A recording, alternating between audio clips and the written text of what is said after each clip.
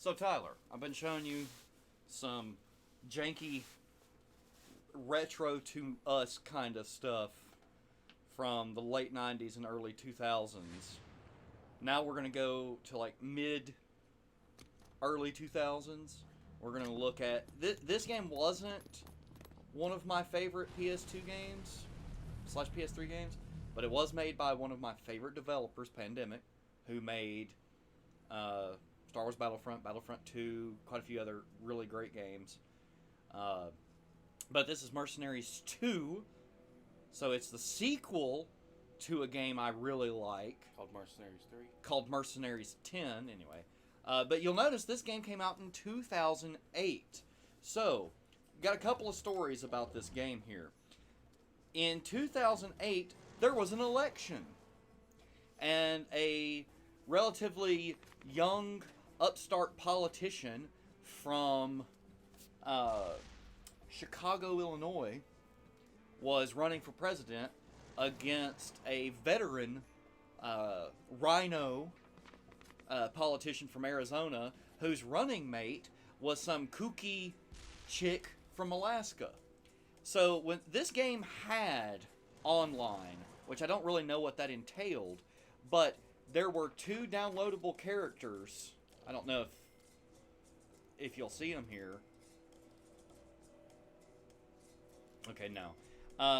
You could, yeah, I definitely entered an invalid code here. I guess we can't really look at it, but the two DLC characters you could get to play online were Barack Obama and Sarah Palin. Okay. Anyway, we're just gonna take a quick look at this game. Talk a little bit about it.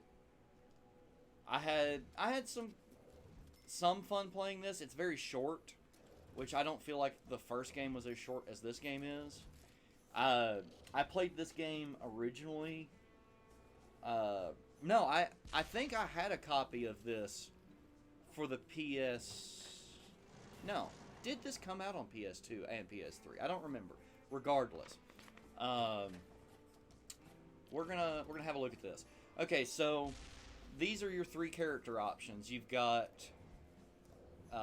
Jennifer Mew, Chris Jacobs, and Matthias Nilsson. And these are the same three characters that you can play as in the first Mercenaries game. Matthias is from Sweden, so he's kind of got like the whole like Viking aesthetic going on, like the Viking biker aesthetic. Chris Jacobs, I think was like in the U.S. Army or something like that, and he's a cool guy, American action hero kind of guy, and he's voiced by Phil Lamar, which Phil Lamar voiced. He's done a lot of voice acting work, but you might remember him as Marvin, who got shot in the head in Pulp Fiction. And then Jennifer is, I think she's British and Chinese, and she's supposed to be the kind of Hong Kong. Yeah, well, sort of, yeah. So she's got this, like, she's supposed to be kind of stealthy, whereas Matthias is supposed to be more chaotic. Herc. And then Chris is more kind of just a rounded out middle ground between the two. Deadshot. Oh, yeah, I see what you're saying. But anyway, we're going to play as Matthias, because Matthias is who I always played as. The Tough Merc regenerates health faster, because, he likes to get up in there. Matthias thrives on chaos. He loves it when governments collapse and things get crazy. He hates authority and doesn't care for people in general, but sometimes shows a soft spot for the little guy trying to get by. He doesn't care about his personal safety. He doesn't care if he lives or dies. He just likes having fun. In fact, let's read that little blurb for the other two characters. The Strong Merc carries more ammo. Chris is a hardy, larger-than-life figure. Faced with the worst that mankind can do, Chris reacts with a wry smile and a smart remark. He doesn't expect any better. His only problem is figuring out who the bad guys are. It used to be so easy, now he's not so sure. So basically, your vet that had a career full of the Army just ruining everything for him, and now he's jaded. Yeah. The Quick Merc runs faster. Mew, Jen, only to her friends, is the most expensive mercenary on Earth. If it seems like she focuses on money and nothing else, it's because she focuses on money and nothing else. She finds it amusing that there are people dumb enough to think anything else is important. So, gives you a little bit of an insight into her character. But, and I actually like all three of the characters, and I beat the original game multiple times with each character. But, we're going to go with Matthias since he's the most like me. Creating the game server. That's weird. So, in this game, you play as a mercenary working for, I think, your own PMC. Weird that we've played 2 games recently about PMCs. It's a bit strange. But this intro cinematic is the same / different depending on which character you pick. It's the same, and Matthias is voiced by Peter Stormare, who you now know as Chance from Longmire, the Sovereign Citizen. Well, anyway, oh my gosh, these graphics. This is PS3 graphics. But yeah, if we could actually hear this, we'd hear the sultry tones of the lovely Peter Stormare, the quite lovely man. But anyway, so here we are meeting some dude who wants us to do some stuff. And by the way, we are in Venezuela. And at the time that this game came out, if I'm not mistaken, the president of Venezuela, which I think was Chavez at the time, he said that people were playing this game to train for an invasion of Venezuela, which is pretty funny. Also, that's Fiona. Just remembered her name. She's your handler, your girl in the chair instead of your man in the chair, and she's also from the first game, and she's Australian. And I remember there's a line in the first game where you're going onto this island to do some stuff. Oh gosh, we're right in there. Look how shiny this game. Oh my gosh, look at the stuff. Look at all of this. Anyway, so this is a big open world third-person shooter. We gotta land on the beach. Landing on the beach. Isla de Mano. Alright, I have landed on the beach. It's triangle to get in and out of vehicles. Does that seem... I'm stuck. Does that seem familiar? There's a line in the first game. Yeah! Oh, this takes me back. But, how do I switch weapons? How do I switch weapons? How do I switch weapons? Throws grenade. There we go. So, yeah, there's a line in the first game where Fiona is talking about the odds that are against you, and Matthias says, "What's Australian for bring it on?"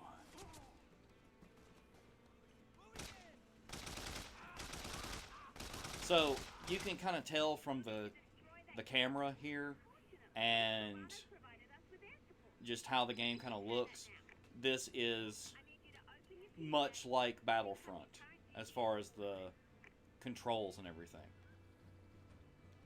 Oh, I'm supposed to open the... Oh, wait a minute. Wait a minute. We gotta blow this up. That's what's going on. Open the PDA. Remember PDAs?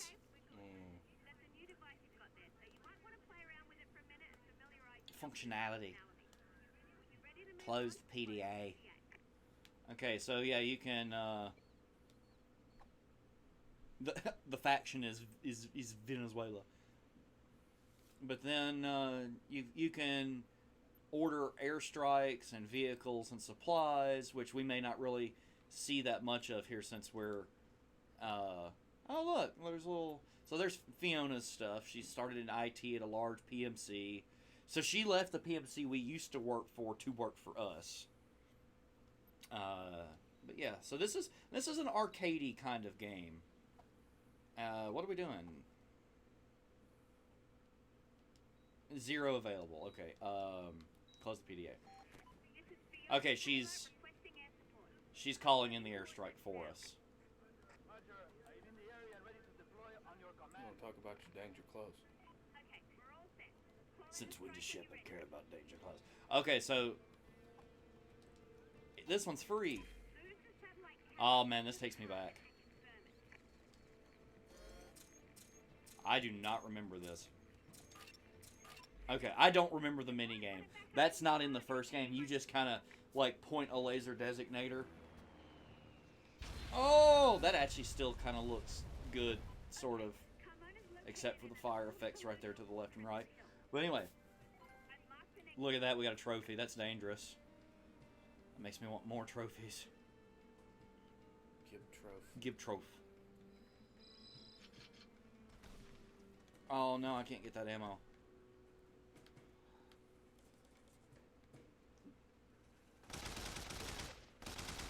Unfortunately, as much as as much as I like the M4, it's actually not the best choice. Let me actually, oh, come on.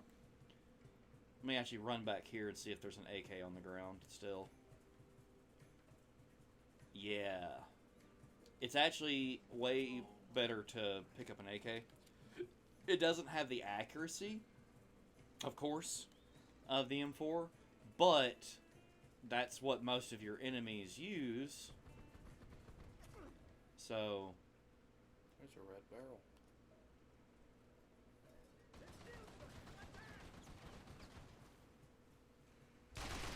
I don't know if that did anything. Wait a minute. Wow. That was magical. That was actually magical. Oh. Controls are hard, man. So yeah, you can tell having to press triangle to take ammo is weird. Oh, instead of picking up the gun, I'm... Okay, I get it. I got it, don't worry. So... Now imagine, this game came out a while after Battlefront 2, obviously because it came out on the next generation of consoles, but this is kind of a look at what we could have had, at least graphically speaking, with a Battlefront game on the PlayStation 3. Oh, we got a buddy bringing us something in here. Bringing us a little Jeepy boy.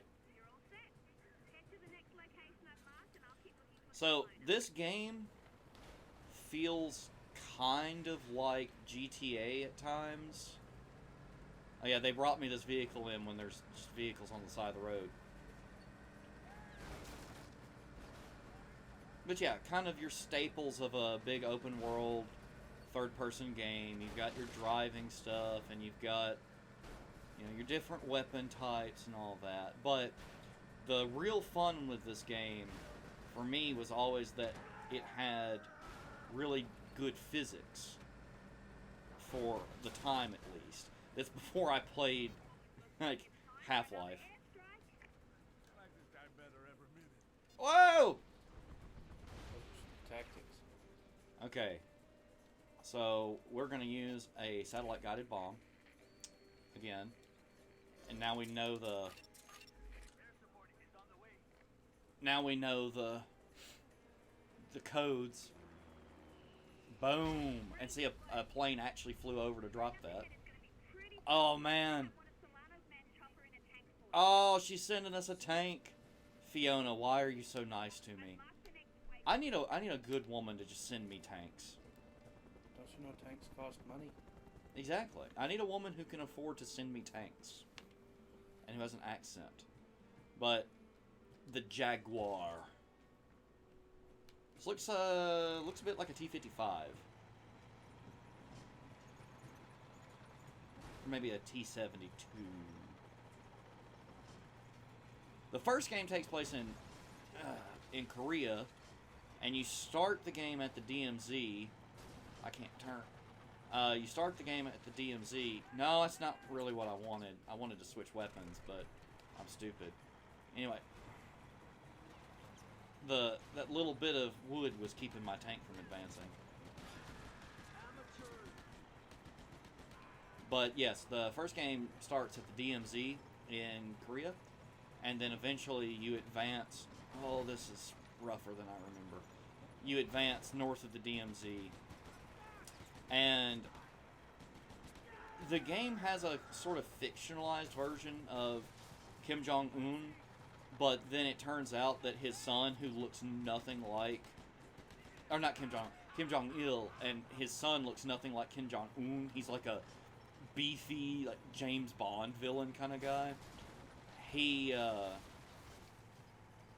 my goodness, this controls kind of poorly in the tank, but yeah, at the end of it, you go and you get to drive an M1 Abrams, but it's like an M1A3 Abrams. Yeah, it's pretty sick. But actually, can I just drive straight through this? This is the selling point of this game for me back in the day, is all of this destruction. This is before I ever played anything like Battlefield 3 with its Levolution. So just having the freedom to blow stuff up was really nice. I am aiming the gun, I promise.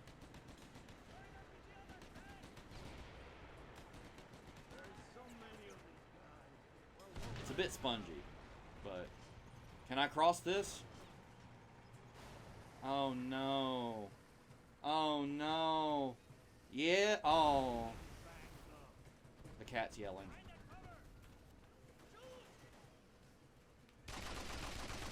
My gosh, she's yelling worse than yesterday. But we weren't doing stuff yesterday. What? Yeah, we record these all, like, marathon sessions back to back. You know what it is, I bet? When my grandmother went to her room, I bet that one of the cats followed her. One of the kittens followed her. And now it's in there. So she is separated. The mother cat is separated from the baby cat. Alright, we've got 64 health, which is not ideal. Like, at all. Oh, that was the first mission. So we cleared out that island for the bad man to the guy we're working for. The fact that Matthias isn't just wearing a Mjolnir necklace is a missed opportunity. But yeah, so we got these got this whole mansion and stuff. Like I said, I don't particularly know how far I'm gonna get in this one-off. Hey, oil. I don't. What about the oil? I don't see how that's at all relevant to the political and socio-economic status of 2008. Especially in... Oh, no! That guy's got a freaking artillery Luger. That's obscene. I can't have your friends hunting me. It's bad for business.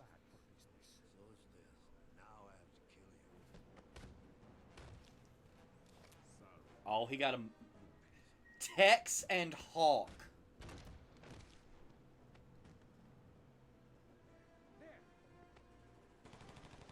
Yeet.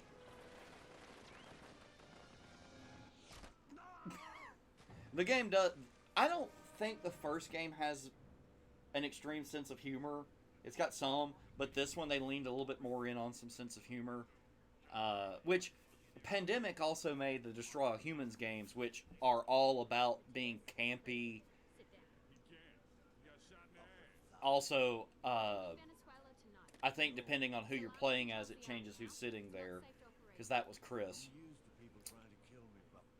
Also, Fiona is like 100% the reason why I love that like punk IT girl aesthetic.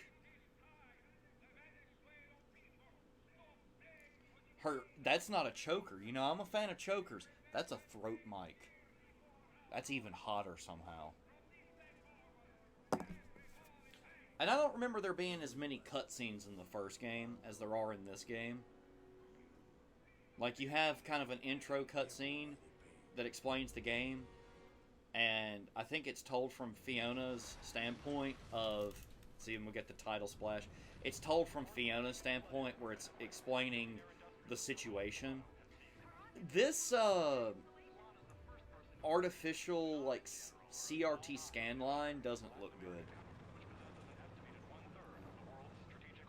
I mean, the graphics aren't terrible. Now that little bit of fuzzy focus was pretty good. Like zooming in and the focus doesn't quite keep up with it. Right, because I mean, this is supposed to be like news footage that we're looking at. Yeah, news footage that...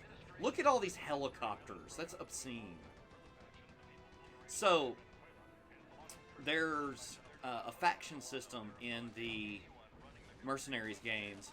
In the first game, you've got the North Koreans, of course, that are the enemies. South Koreans, which you can work for, and if you do jobs for them, they will like you a lot more. Oh, and their faction leader is a CIA guy, of course.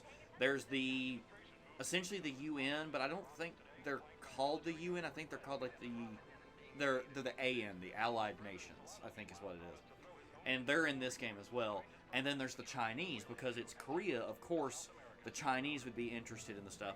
I don't know if I already mentioned the Russian mob, but the Russian mob, I think, makes an appearance in this. So does China. And I think the CIA guy from the first game, maybe. It's been a long time since I've touched this game, so I don't quite remember all of the details. But this is a fun little GTA-inspired open-world third-person shooter that's all about being a mercenary. Let's see. Oh, yeah. Are you kidding? You'd be broke in a week if I'm I gonna was ride here the to tell you where to chopper. go. Yeah, brother, I'm gonna get me a bike. Okay. Hog. Let's do it right. We need a base of operations. So give me just a second here. I think... Whoa! Nice. That was hot, wasn't it?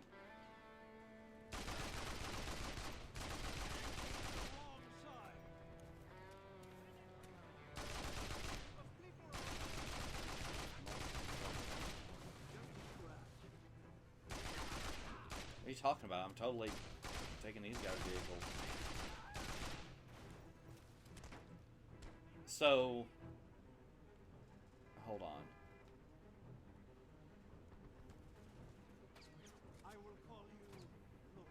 Sir, you are in the way, sir.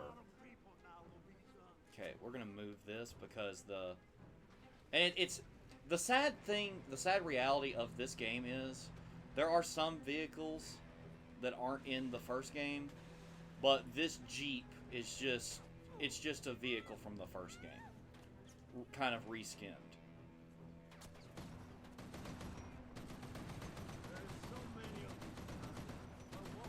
This actually this controls so much better than what we were playing before.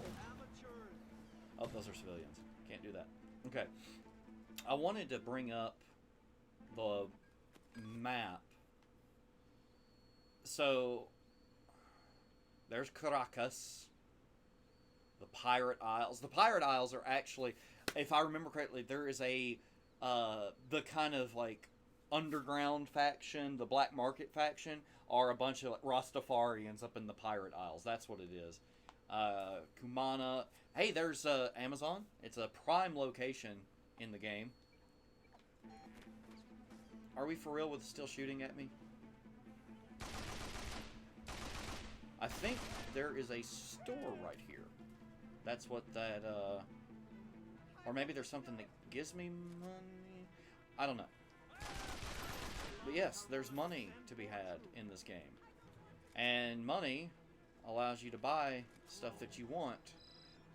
Oh, this is just straight up, I can't steal this because I need a helicopter pilot who can fly in and airlift the pallet of cash.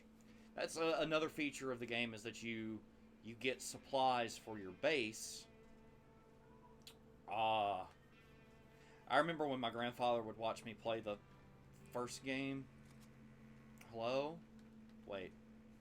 I figured it out. When he would watch me play the first game, he said, "What you playing?" I'm like, "Oh, it's called Mercenaries."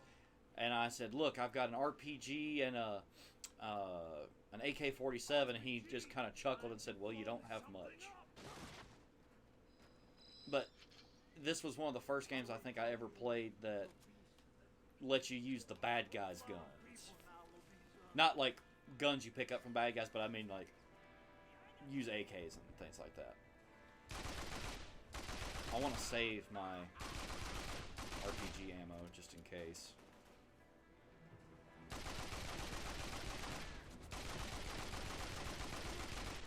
That cat yelling is just...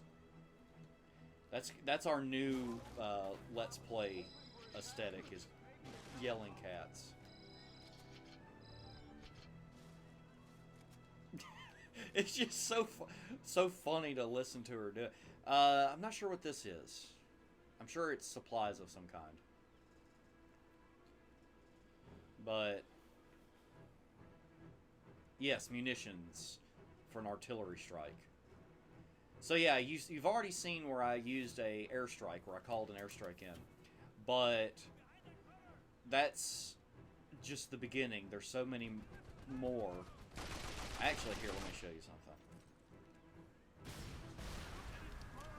Oh, never mind. So, in the first game, you would get cash for stuff like that. Just got some fuel. The first game didn't have this many things to kind of mess with.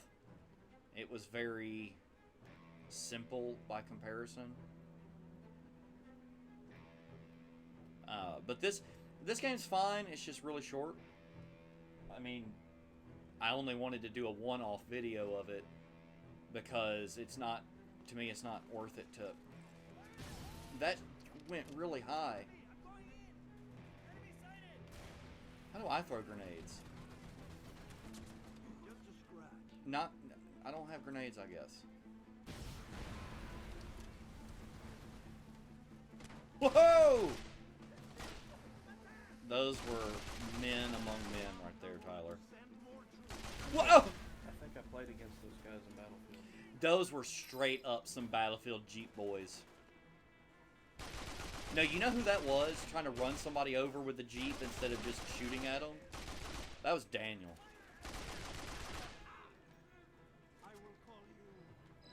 This is it. If Daniel were to ever watch this episode, he'd probably... Oh! I didn't even mean to pick that up, but that's nice. That's a Benelli. Actually... Oh, I got some ammo. Never mind. Okay. We're just going to keep pushing forward. Would have been really nice if I had, I don't know, kept a vehicle or something. Hey, hey, hey, hey, hey. No one knows where Solano is. You've played GTA, right? Villa, but I'm sure he's keeping an eye Oh, on that's so us. fast. Great way to send him a It's so message. fast. This is not... Oh, it's so... This is so hard to control. Is this what Danny feels like? On his Kawasaki?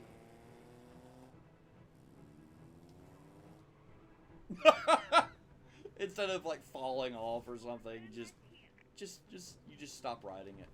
No, I'm not dealing with you guys. I'll deal with you guys.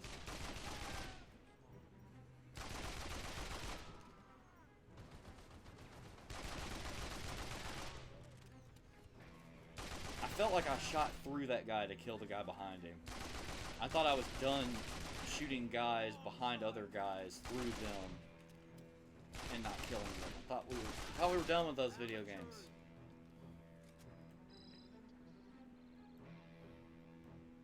But yeah, now we're assaulting the compound of the people who We're attacking Poncho's villa. were... I don't get it. I can go for some Poncho's cheese dip. I don't know about you. I mean, Walmart's open. Yeah, that's fair. Okay, I'm having a... There we go. I'm actually having a good time with this. This game still feels good. Oh my gosh. Alright, boys, line up. Take your medicine. Oh, I need to blow this up, don't I? Okay. I got a pill for you. Okay. Wait. Do I not have? Wait a minute. That works. Hopefully no tanks show up. We are Shingeki. Oh! We are Shingeki no Villa. Hey, an RPG guy. Ooh! Ooh! I don't know what happened.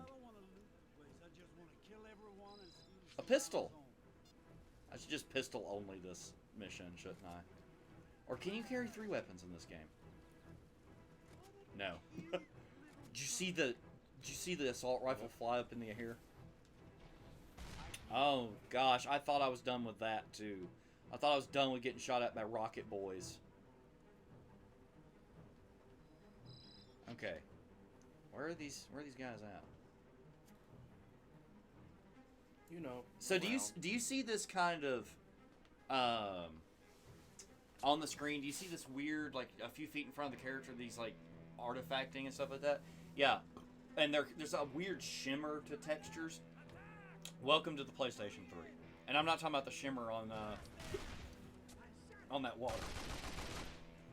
That guy yeeted that grenade.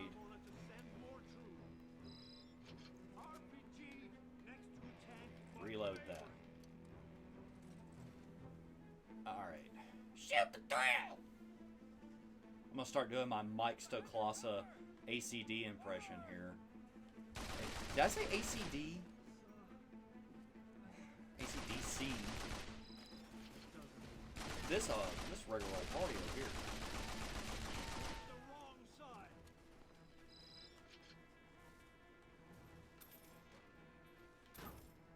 Wait. Trying to figure out what that box is. There we go. Bunch of cash. Alright.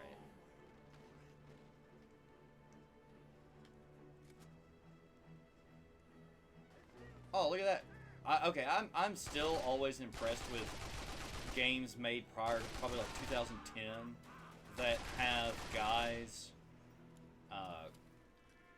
crouch or lay down prone to take shots. I feel like a lot of games for a long time just had guys stand there and shoot at you. But I mean, if you'll remember in our quick little look at Medal of Honor PS1, you'll remember that... I need to reload that RPG. You'll remember that they were laying down in that game, and that was late 90s. I guess the lesson here is that I must have played a lot of bad shooters growing up. So, really rudimentary things, wow, surprised me. Look at this guy!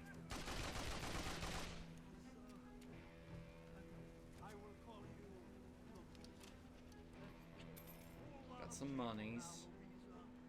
Money's important in this game, because money is how you buy your... Look at that guy! He died! From falling in the water! Anyway, money is how you order your airstrikes and the like. And of course, you unlock more advanced airstrikes and things like that. Some guys on the front lawn that you missed. I think so as well. Let me get these guys.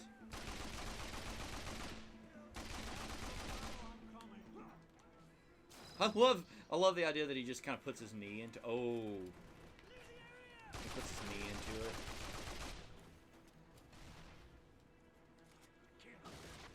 Somebody is shooting rockets.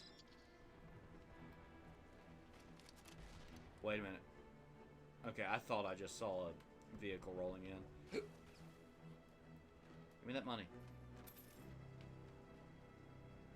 Shotgun again. Okay. There's actually a boathouse down that path that I was just at.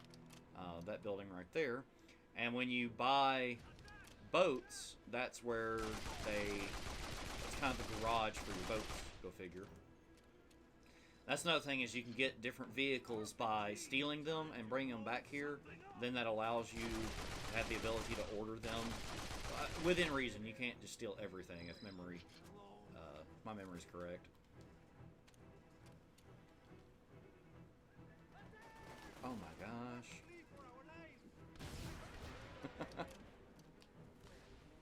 Something blew up. Oh, there's flammable things near me. But yeah, I will say this.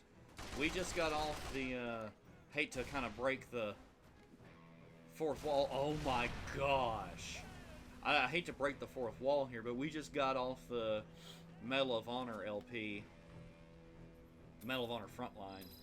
And after playing that for so long, playing a shooter that actually feels good is refreshing.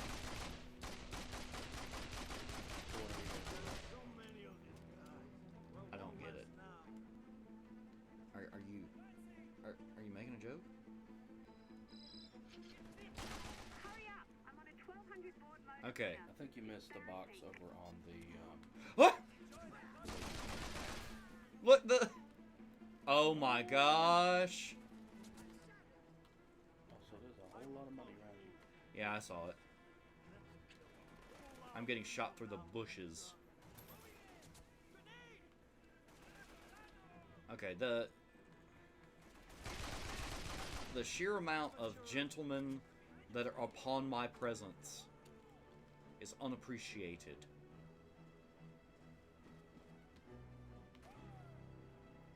Oh no. Oh no. We actually have to go through the maze, don't we?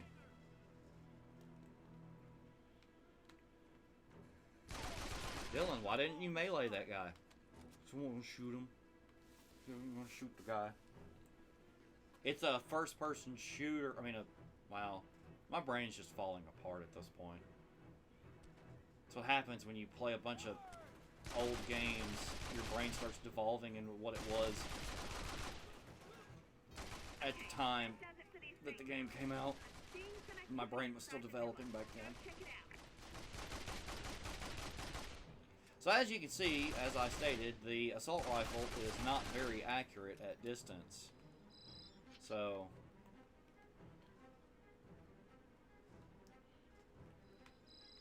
we're gonna get some more ammo. Oh, look at that. You see that tear? Mm-hmm. That's hot.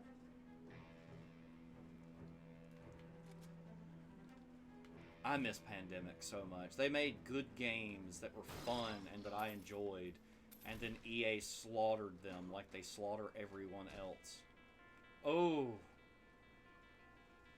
Like, we had a whole change of lighting effects there. Okay. Absolutely nothing will happen in this room that's full of exploding barrels.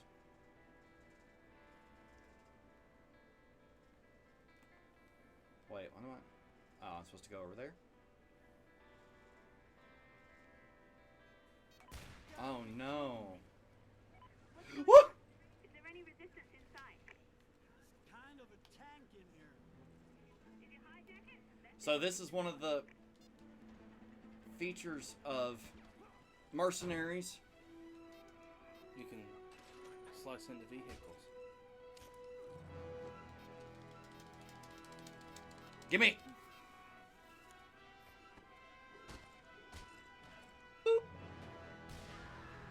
Yep, you can take vehicles for yourself. Wait!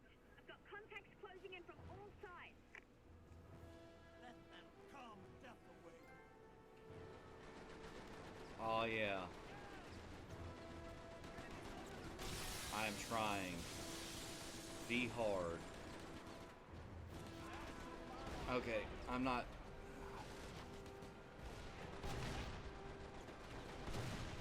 I'm not controlling this vehicle as ideally as I think I should.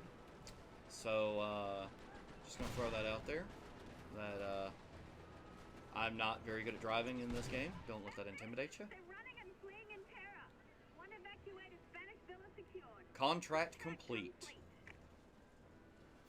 That's always... I think that's usually the thing she would say. But yeah, so the guys double-crossed us, and we went and invaded their villa, and now it's our villa. And we are going to have this as our base of operations that we sort of upgrade throughout the game. And it's where our... Look, the little pandemic logo on the newspaper. I miss Pandemic. Oh, yeah, and one of the antagonists is like an oil company or something. Who... I don't think that's realistic, right?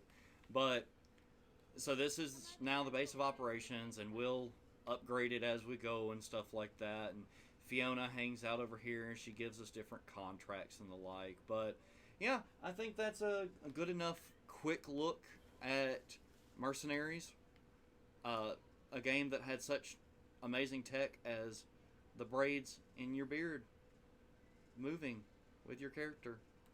And your hair moving a little bit. But I really do love this game. Or I love this series, and it's a shame that it's gone. But anyway, thanks for joining us. Meaning, thanks for joining me while Tyler sits here quietly looking at janky things. And we'll see you on the next one.